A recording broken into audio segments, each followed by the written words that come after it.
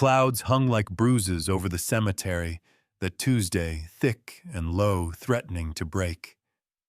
The world felt dipped in gray. In the middle of it all, one man stood still among the stones. Elias Harding, 78 years old, a Marine of wars most people forgot, wore a threadbare coat and clutched a single white rose in a hand marked by shrapnel scars and time. His back bent slightly, not from age but from memory. He moved slowly toward the fresh earth, where his wife Margaret had been buried just 2 days earlier, her name still shimmering on the new headstone. He leaned down with care, placed the rose at the base, and exhaled. His whisper barely traveled a foot. 45 years, Maggie. I kept my promise. I came home. A sharp voice shattered the air. Sir, cemetery's closed. You need to leave. Elias didn't turn. He just closed his eyes. The silence between that first goodbye and that intrusion was smaller than the space between two heartbeats. Behind him, a young police officer stood, maybe mid-20s, clean uniform badge gleaming. No name badge in sight, just mirrored sunglasses and impatience. He repeated louder this time. I said, cemetery's closed. Still on one knee, Elias spoke without looking up. Just saying goodbye. 5 minutes. Then I'll go. The officer didn't flinch. Rules are rules. I'm asking nicely. A couple of visitors nearby paused, phones twitching in their hands. Someone whispered, Wait, isn't that the old Marine? Another voice behind the lens of a live stream. Why's he bothering the old man? Elias placed his hand gently on the headstone. You were my home. The officer stepped closer. Sir, last warning. Elias turned slowly, his face worn by battles no camera ever saw. I fought for this flag, he said quietly, and I buried my wife under it. What came next happened too fast and too loud. The officer stepped forward, yanked Elias upright. Hands behind your back. You're trespassing.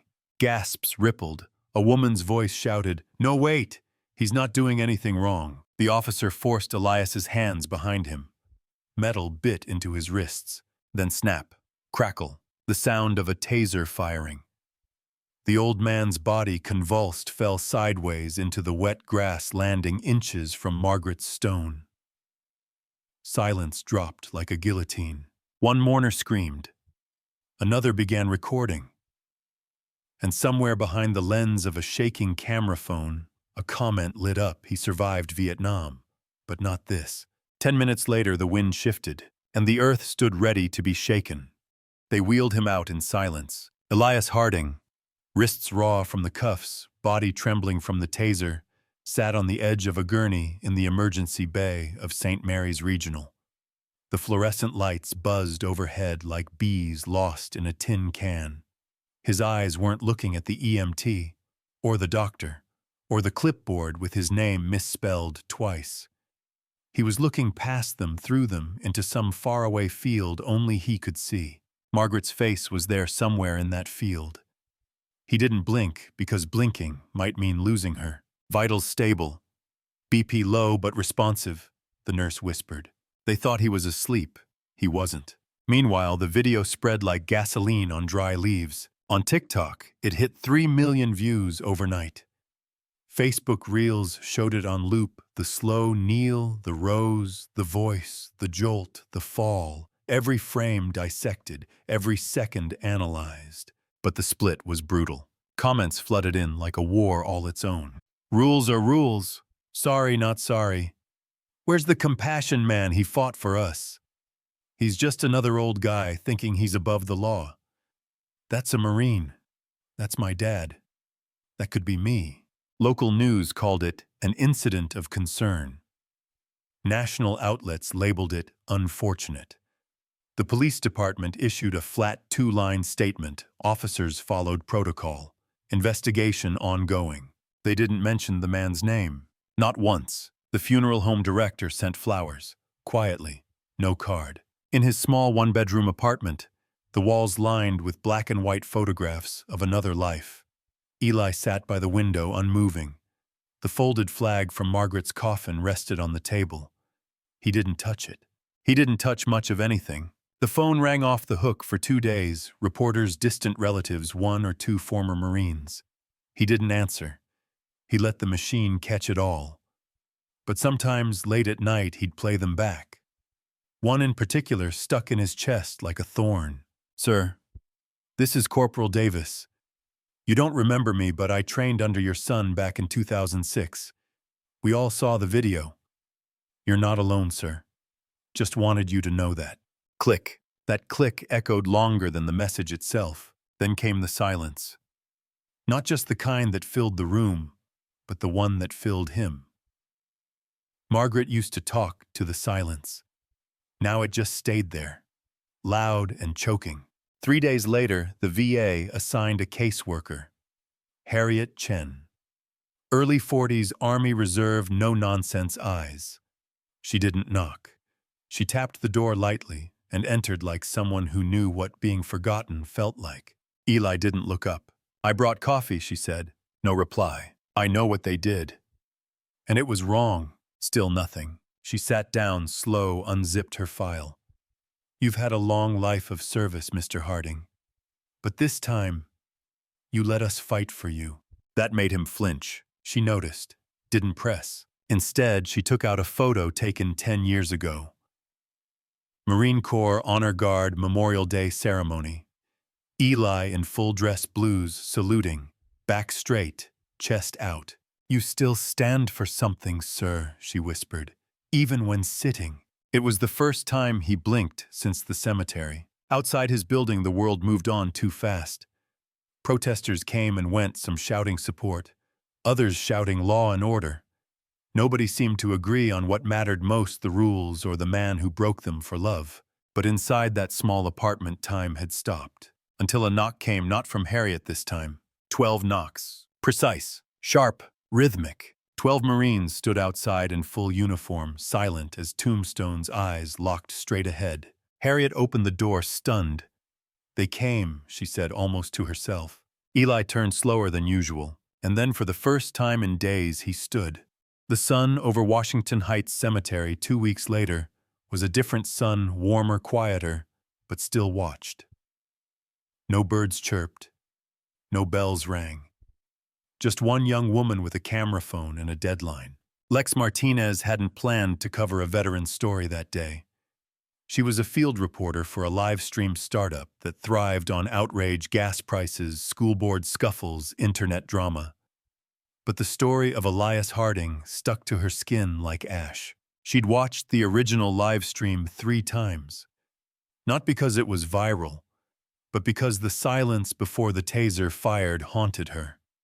It wasn't fear she saw in Eli's eyes. It was something else, resignation. Like he'd seen it all before. She replayed the video frame by frame. The officer's face, young, stern, but scared. The old man's body still.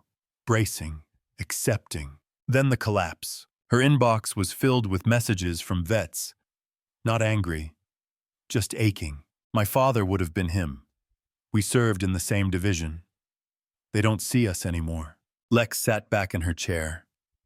The city hummed outside her apartment, but her eyes stayed fixed on the image of Eli in the grass beside his wife's grave. She clicked record. "This is not just about an old man. It's about a promise we broke and 12 men who haven't." The video was only 2 minutes long, but it hit like a hammer. It was the first to name Elias Harding. It was the first to show all 12 Marines standing outside his apartment.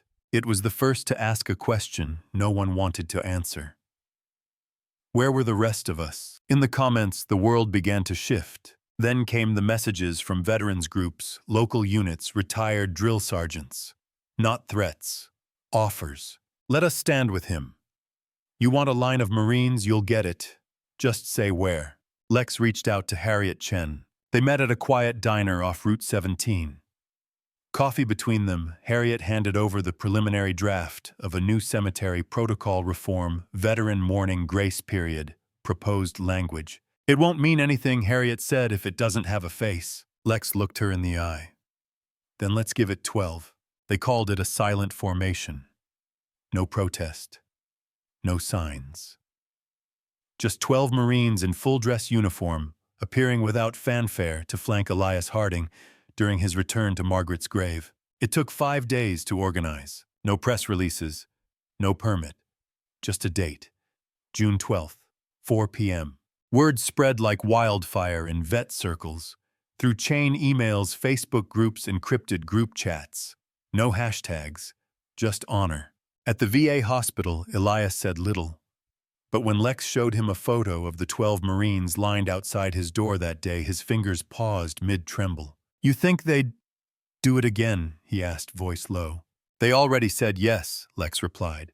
"And they want you in the center." He blinked, then whispered, "I haven't worn the jacket in years." "You won't have to," Lex said. "They're wearing it for you." On the day of the cemetery, felt like a theater just before curtain. Clouds gathered again, but the sun burned through like it had something to prove. Dozens of civilians showed up, quiet but alert, phones at the ready. At 3:59 p.m., a single black car pulled up. Eli stepped out slowly, supported by Harriet and a young Marine named Jackson. Then at 4:00 sharp, the 12 Marines arrived. Not marching, gliding, 6 on each side, forming a corridor of silence as Elias passed through. Cameras rolled. Comments flew. "Is this allowed? Who the hell cares? That man earned more than minutes." Eli approached the grave. Margaret's name shone beneath sunlight. He knelt. No cuffs, no shouts, just peace. Then without cue, all 12 Marines turned in unison and saluted. No music, no words, just respect. Lex caught the moment on a slow pan, eyes misted. A veteran watching from home wept. Another stood. And somewhere across the country, a senator's assistant added a line to a draft bill titled Veterans Dignity Act, Section 1, Burial Rights and Mourning Provisions. The spark had caught. The storm was coming, and this time it wouldn't be silent. The press conference was never scheduled. The mayor didn't want it. The police chief threatened to walk. But the crowd gathering outside the precinct left no choice.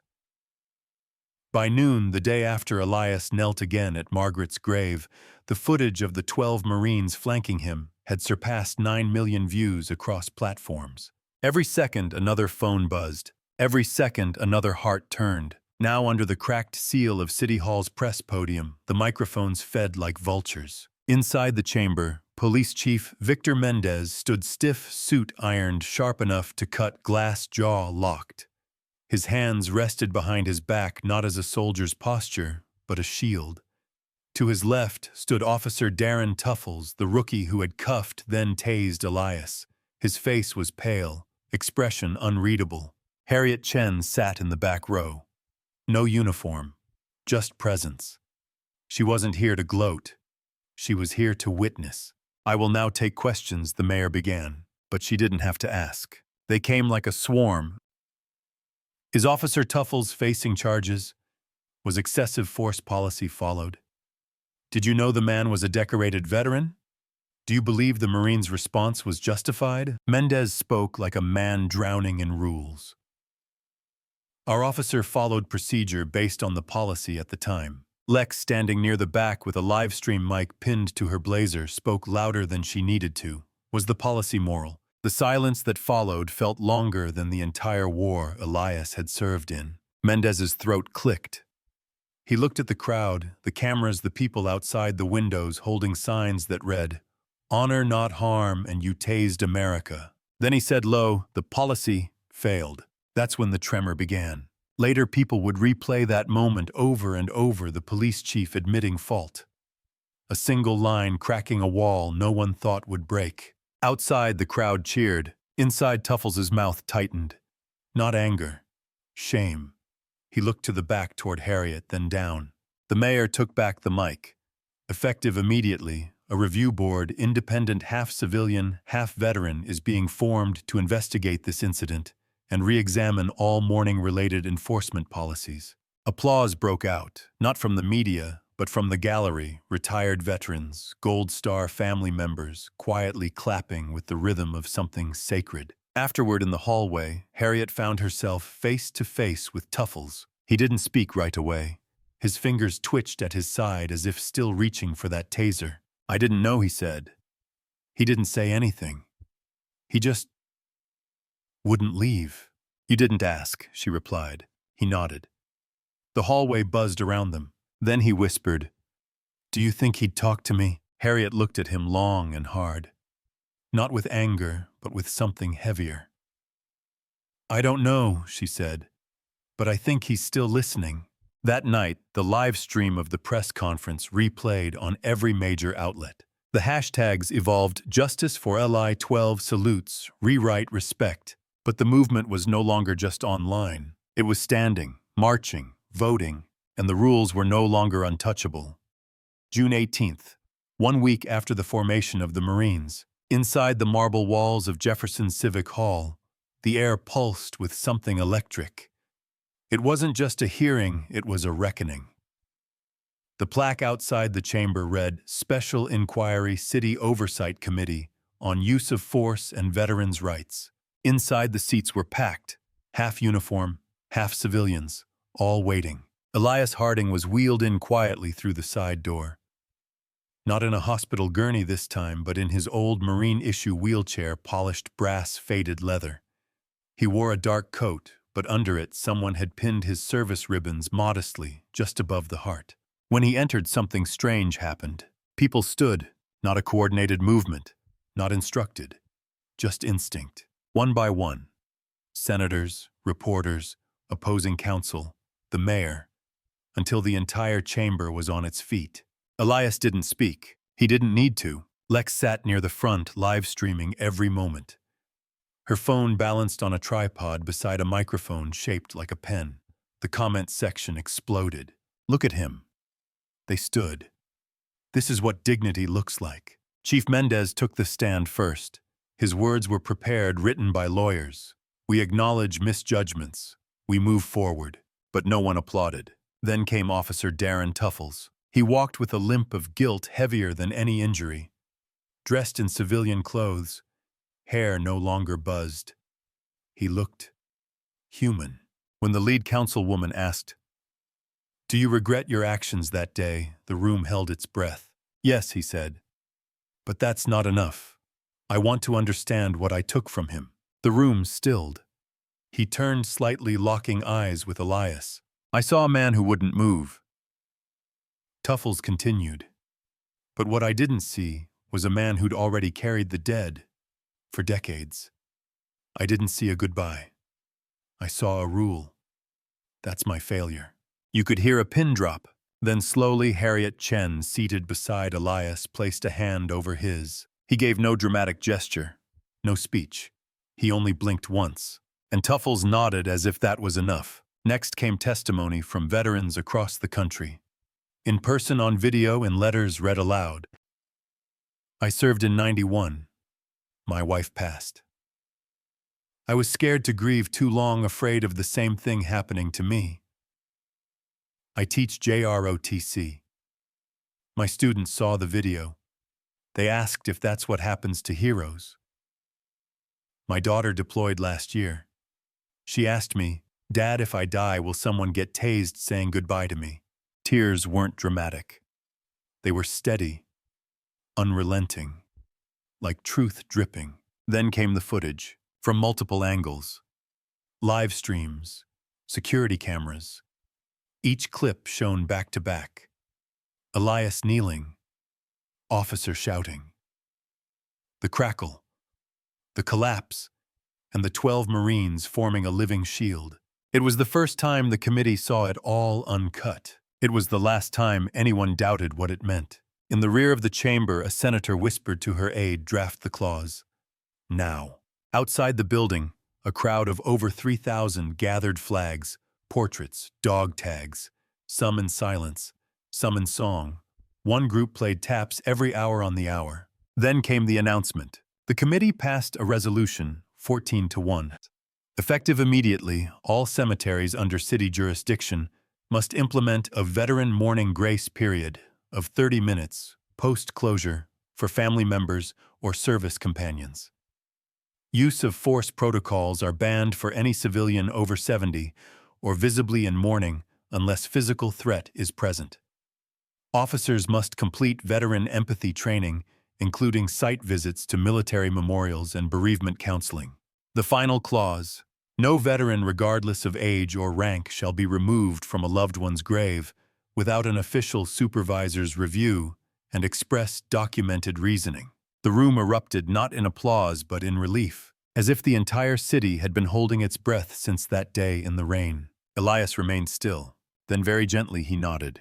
And the Marines behind him, who had stood the entire time in the gallery, saluted in unison. One last time. Lex's live stream showed 1,000,000 hearts flying across the screen. On Capitol Hill, a national legislator referenced the case during an opening session. Let us write policy, not just with pen and law, but with the memory of Elias Harding kneeling beside his wife. Back in Jefferson Hall, as the chamber emptied, Officer Tuffles walked up to Elias. "I know I can't undo it," he said, "but I'm going through the training.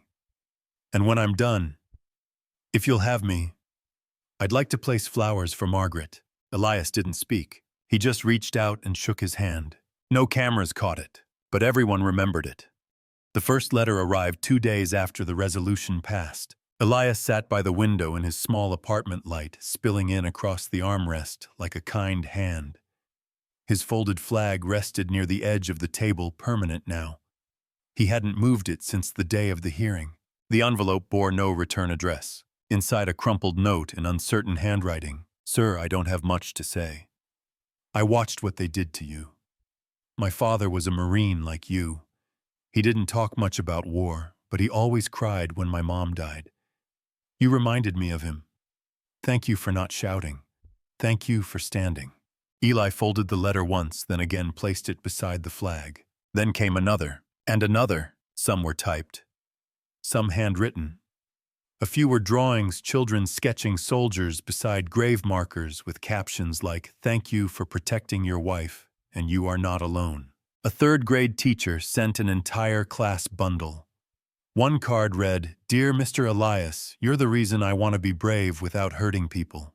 Eli laughed for the first time in weeks. The sound startled even him. One night just before sleep, a dream found him. In it, he was walking through rows of markers, not with a limp, not with pain.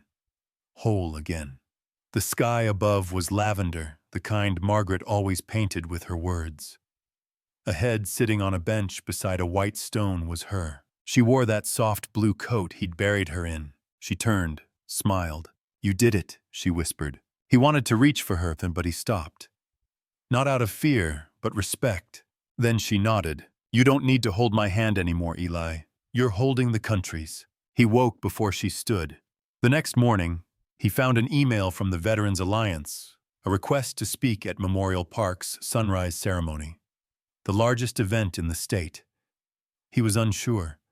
He'd always been a quiet man, but maybe that silence meant something now. He clicked accept. Later that week, Harriet stopped by. She brought him a photo printed in matte, the 12 Marines, saluting behind him, American flag overcast in a gentle sun flare. He stared at it. "They said Harriet said they'd follow you again if needed." He said nothing, but his hand reached out, trembling but certain, and he hung the photo next to Margaret's portrait.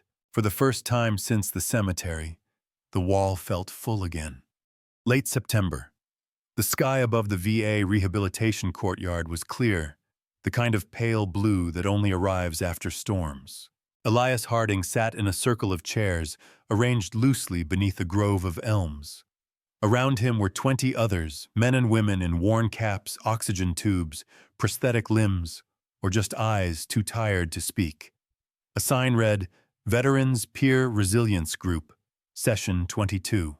But today there was no speaker. There was only him. Eli held a harmonica in his lap. Scratched. Brass dull with time. He hadn't touched it in years. "I played this once," he said, voice low but steady, in a camp outside Da Nang. "The night before, we lost half the unit." The group listened. One man bowed his head. A woman with desert camo patches folded her arms tightly, bracing. Eli looked around. "I wasn't going to come here," he added. "But something happened this year. Someone reminded me that silence isn't the same as peace." He brought the harmonica to his lips. The first notes were breathy, off-key, but then steady. A slow, sorrowful melody, half hymn, half memory.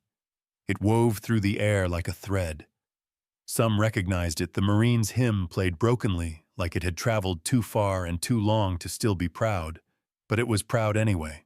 Then one by one the others began to join, a soft tambourine, a hollow wooden shaker, someone tapping a plastic chair, then humming, then singing, not loudly, not in harmony, but together. It wasn't performance, it was presence. The courtyard filled with voices too scarred to sing alone, now rising in imperfect unity. When the song ended, no one clapped. Instead, one young soldier, barely 30, stood. His lips trembled. "My brother came back from Fallujah," he said. "Didn't speak for 6 months. He watched your hearing, and he said, 'That man made it safe to cry.'" Eli nodded, lowered the harmonica into its case. "No medals for this," he murmured. "But it's the bravest thing we do. Letting each other mourn." As the group disbanded slowly, one woman placed her patch on his arm. "Semper Fi," she said. Eli touched her shoulder gently, and the last note of the harmonica echoed behind them just long enough to feel like hope. The cemetery was quiet again. No crowds, no cameras, no formations. Just a man in a coat and a folded flag resting on his lap. Elias Harding sat alone by Margaret's grave. Autumn leaves rustled gently across the marble, brushing past dates that marked a lifetime shared. A single candle flickered in a glass jar beside her name. He'd lit it himself, kneeling slowly, carefully, like a ritual. He didn't speak. He just sat. Above him the branches swayed in rhythm, not in applause, not in mourning, just presence. He reached into his pocket and pulled out the harmonica. Didn't play it. Didn't need to. Instead, he turned it over in his hands, fingers tracing the dents, the edges. He set it down beside the grave, then leaned forward, touching Margaret's name with his palm. "You were the loudest music I ever needed," he whispered. Behind him a faint crunch of gravel. Footsteps. He didn't turn around. He knew the cadence. 12 of them. Not in uniform. Not this time. Just jeans, boots, and jackets. Quiet. Ordinary. They didn't approach. They just stopped. One by one they reached into their pockets and placed something near the grave. A badge, a ribbon, a ring. Small tokens of service. Each left without a word, only a nod toward Elias. When they were gone, only one remained. Officer Tuffles. He knelt slowly this time beside Elias, not over him, and placed a single lily on the grave. Then stood, waited. Elias didn't speak. But as the younger man turned to go, Elias raised a hand. Not a wave, not a salute. Just 2 fingers, a signal, like a Marine on patrol, signaling all clear. And with that, the final gesture. He opened the harmonica case again and left it there, at her grave, for no one to take, for everyone to remember. The camera would have missed it, but the wind did not. It carried the silence like a hymn, and the light stayed just a little longer on that hill. If this story moved, you don't just scroll, follow for more true-life tales that restore faith in dignity, courage, and the quiet heroes among us. Subscribe now and never miss the next chapter that could change everything.